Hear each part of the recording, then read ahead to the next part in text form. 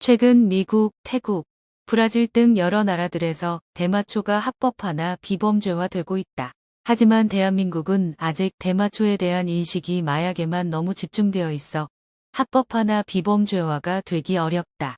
우리나라도 대마초에 대한 인식 변화가 필요하다. 먼저 다른 마약들과 대마초를 비교해보자. 이 그래프는 약물로 인한 해로움의 정도를 나타낸다.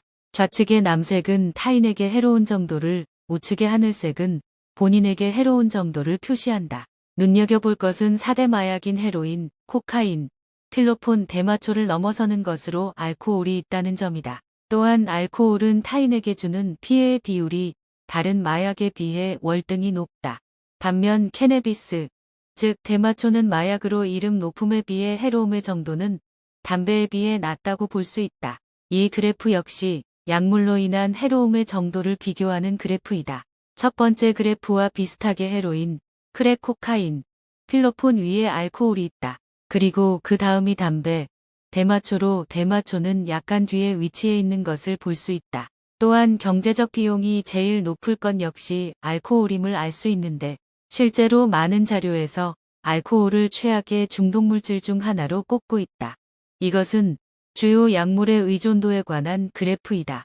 담배가 가장 높은 의존도를 보였고 대마초는 카페인과 같은 정도의 의존도를 보인다.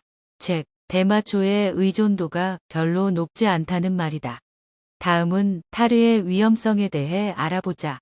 대마초에서 가장 문제가 되는 것은 연소를 할 때 발생되는 1급 발암물질인 타르이다.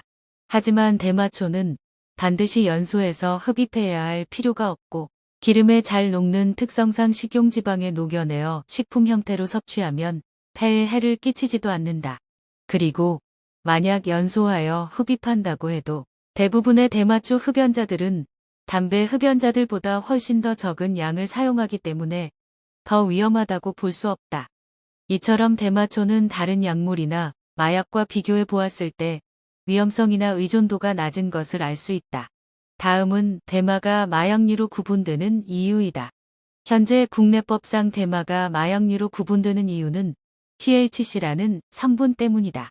THC라는 성분이 정신활성 작용을 일으켜 중독성을 일으키고 THC 농도가 높을수록 대마 오남용과 관련 합병증 유발 위험성을 높이기 때문이다.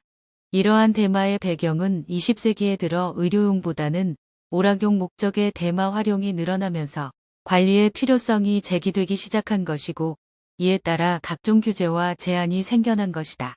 하지만 현재 과학기술로는 환각을 일으키는 THC 물질은 제하고 의료용 활용성이 높은 CBD 대마 성분의 추출이 가능해졌다. CBD는 마약으로 분류되기 위한 중독성과 습관성, 사회적 해악성이 거의 없기 때문에 이러한 대마를 규제하기보다는 활성화시키자는 의견을 제시하는 것이다. 따라서 주목할 점은 현재의 법 체계와 현실 사이에서 과학적인 괴리가 존재하고 있고 법이 과학을 따라가지 못하는 상황이 발생하고 있다는 점이다.